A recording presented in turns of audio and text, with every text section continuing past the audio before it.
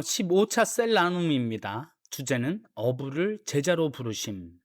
본문 말씀은 마태복음 4장 18절에서 22절 말씀입니다.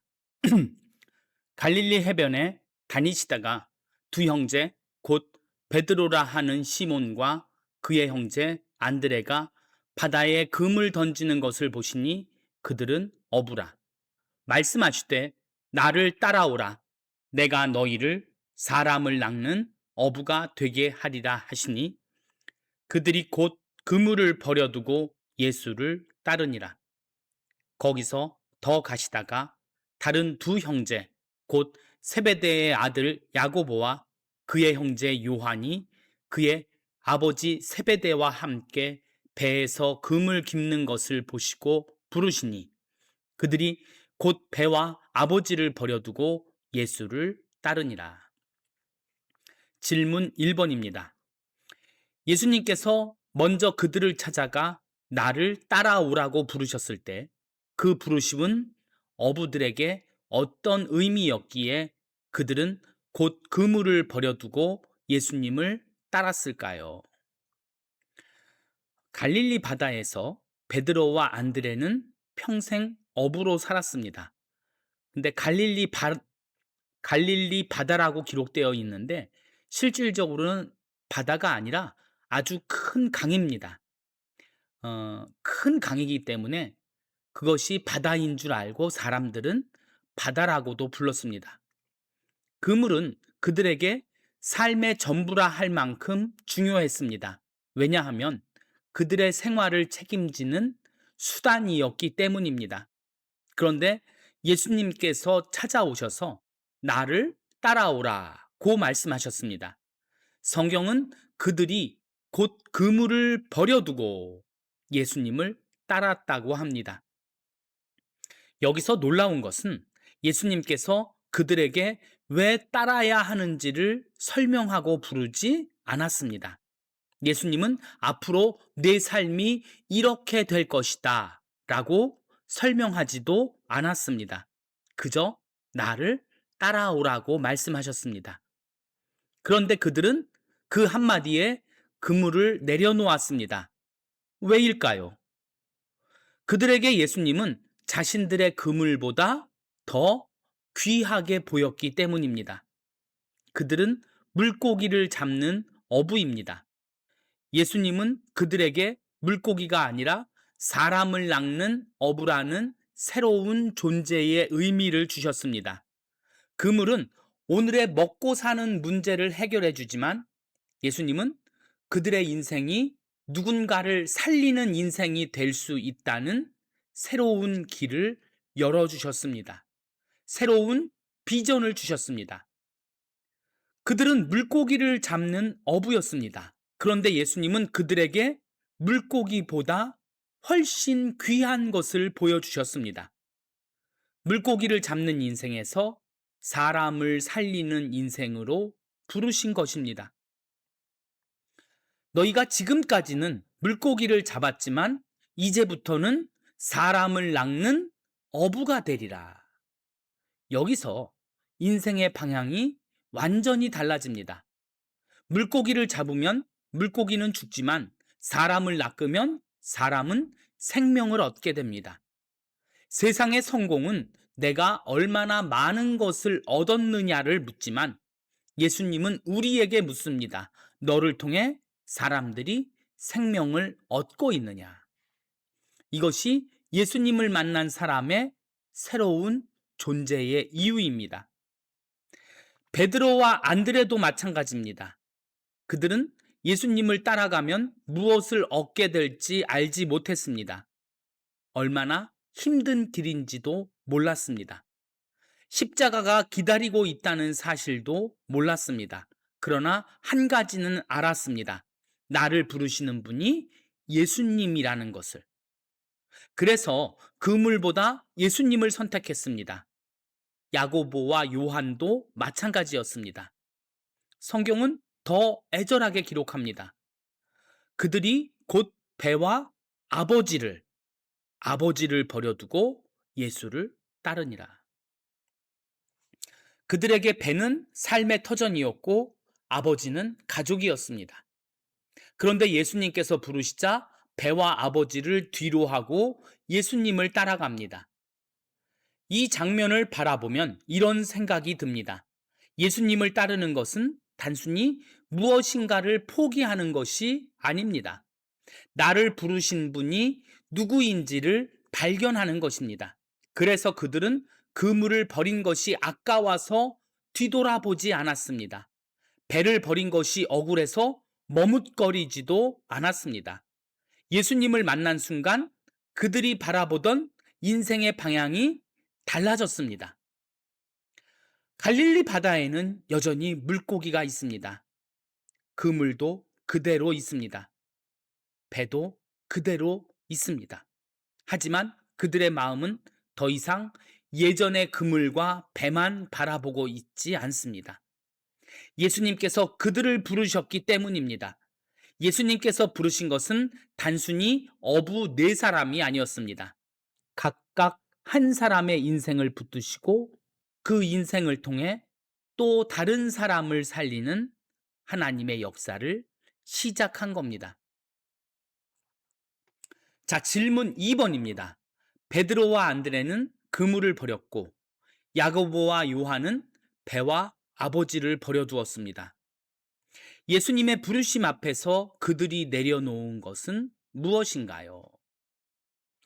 베드로와 안드레가 그물을 버렸지만 그물만이 아니었습니다. 그물을 버렸다는 표현 속에는 다른 뜻이 숨어 있습니다. 그들이 버린 것은 단순한 그물이 아니라 지금까지 살아온 자신의 삶의 방식을 버린 겁니다. 야고보와 요한이 버린 것은 배와 아버지만이 아니었습니다. 그들이 내려놓은 것은 익숙한 삶, 안정된 미래, 내가 계획해 놓은 인생이었습니다. 그들은 예수님을 따르기 위해 가진 것을 버린 것이 아닙니다. 붙들고 있던 것을 내려놓았습니다. 그물은 그들의 중요한 생계였고 배는 그들의 중요한 재산 목록이었고 아버지는 그들의 가장 중요한 인간 관계였습니다. 그런데 예수님께서 나를 따라오라는 말씀 한마디에 자신이 의지하던 것을 손에서 내려놓습니다. 기독교인의 시작은 주님을 통해 무언가를 더 얻는 데 있는 것이 아닙니다. 예수님보다 더 중요하게 붙들고 있던 것을 내려놓는 데 있습니다. 오늘 우리에게도 그물이 있습니다. 돈일 수도 있고 성공일 수도 있고 자존심일 수도 있습니다.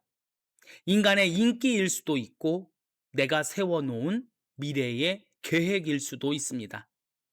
예수님은 우리에게 모든 것을 무조건 버리라고 말씀하시는 것이 아닙니다. 나를 따르기 위해서 내려놓을 수 있겠느냐를 묻습니다. 결국 그들이 내려놓은 것은 그물과 배가 아니라 근본은 그들의 인생 자체였습니다. 그리고 그 인생을 예수님께서 채워가십니다. 그물을 내려놓은 자리에는 사명이 섰고 배를 내려놓은 자리에는 새로운 길이 열렸습니다.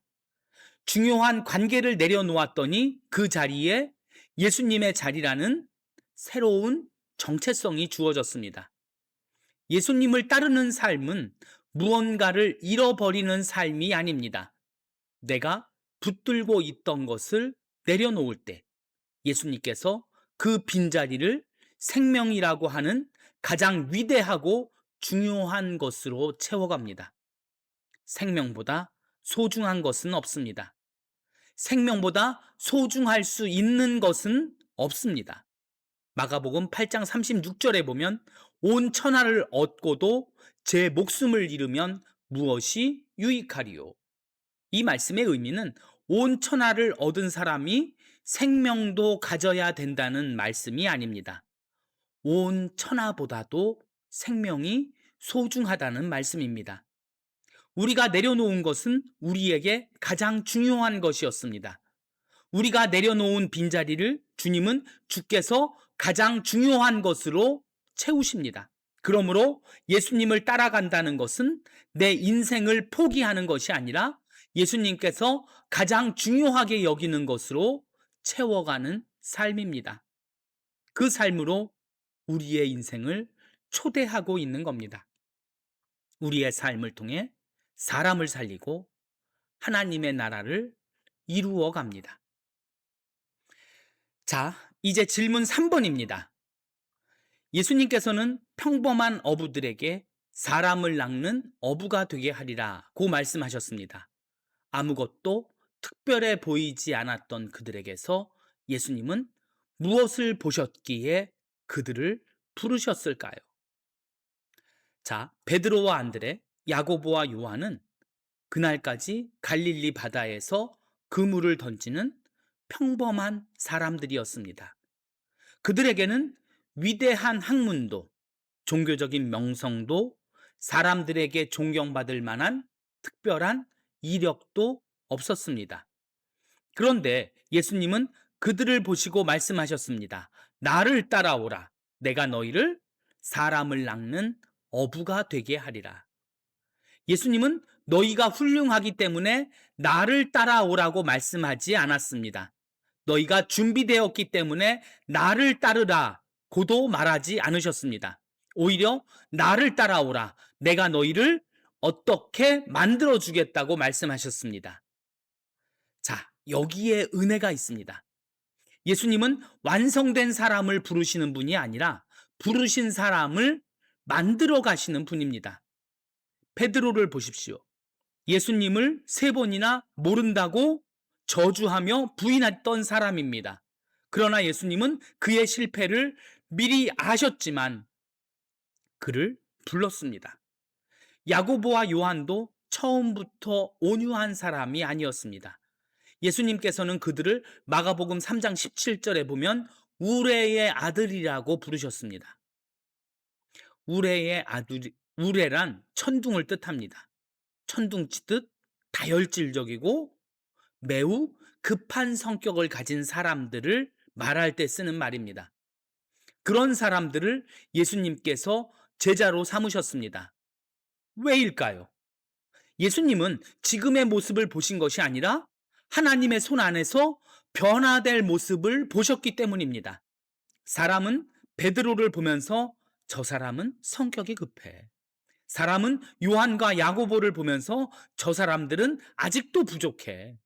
사람은 어부들을 보면서 그저 평범한 사람들이야 라고 말할 수 있습니다. 그러나 예수님은 그들 안에서 장차 복음을 전하고 수많은 영혼을 주님께 인도하고 교회를 세워갈 사람들의 모습을 보셨습니다.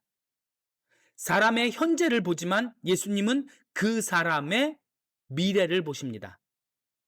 사람은 현재를 보지만 예수님은 그 사람의 미래를 봅니다. 사람은 약점을 보지만 예수님은 그 약점까지 사용하실 하나님의 가능성을 봅니다. 사람들의 눈에는 별 볼 일 없는 한 사람이지만 예수님의 눈에는 하나님의 나라를 세워갈 소중한 일을 담당할 소중한 사람이었습니다. 예수님은 알고 계셨습니다. 그들이 훗날 예루살렘에서 복음을 전하게 될 것도, 수많은 사람들에게 예수님의 이름을 전하게 될 것도, 사람들의 생명을 구할 사람이라는 것도, 자신의 목숨을 걸고 생명을 주기 위해 복음을 전하게 될 것도 알고 계셨습니다. 그들은 자기 자신을 몰랐지만 예수님은 그들을 알고 계셨습니다. 그래서 예수님의 부르심은 이런 겁니다. 어떤 사람이기 때문에 부른 것이 아니라 만들어갈 사람으로 부르셨습니다. 우리가 지금 여기서 말씀을 공부하는 것도 만들어져 가는 모습입니다.